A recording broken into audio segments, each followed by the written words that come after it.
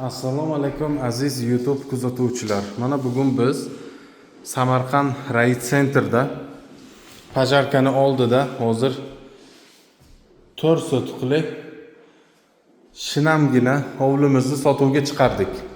Ko'rib turgan joy hozir hovlini, uyni 3-etaj, 3-etajdagi syomkamizni 3-etajdan boshladik mana. Eng tepa xonasidan boshladik.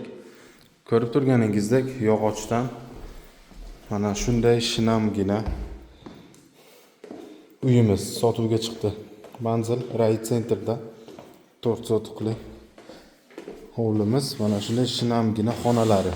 Ahamiyat berasizlar, 2-etajdamiz.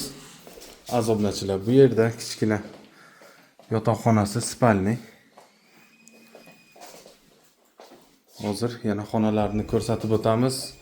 Birinchi xona azobnachilar. Bu yerda ikkinchi xonamiz mana.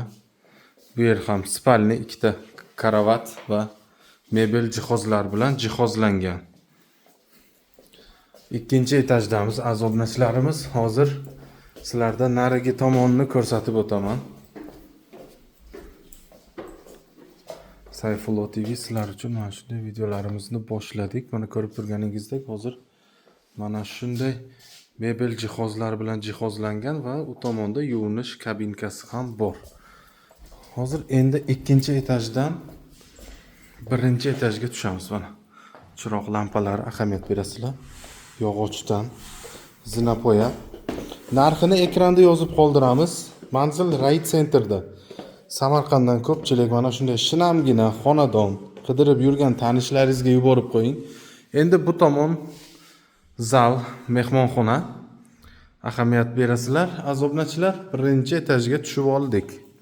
Tagida podvali ham bor. Bu tomon oshxona qismi bo'ladi mana. Oshxona qismi. Bu yerda ham yuvinish, hammom, hojatxona bor. Azobnachilarimiz mana ko'rib turganingizdek Sayfullo TV sizlar uchun mana shunday shinamgina uyimizni sotuvga chiqaryapmiz. Endi hovlini yuziga tashqariga chiqamiz mana.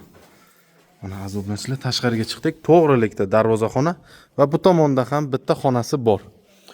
Bu yerda esa podval qismi, boya aytib o'tganimdek, podvalga tushadigan zinapoyasi, eshigi shu yerdan bo'ladi. Mana bu yer zelonli zona, daraxt ekilgan. Qarab turganingizdek, bu tomonda ikkinchi podvalga tushadigan eshigi mana. Azobnachilar, narxini ekranda yozib qoldiramiz. Yana zelonli zonasi, ahamiyat berasizlar. Mana daraxtlar ekilgan.